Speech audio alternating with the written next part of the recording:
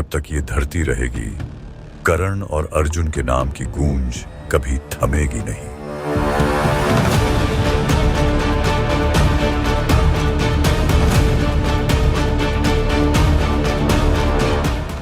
हमने मौत को हराया है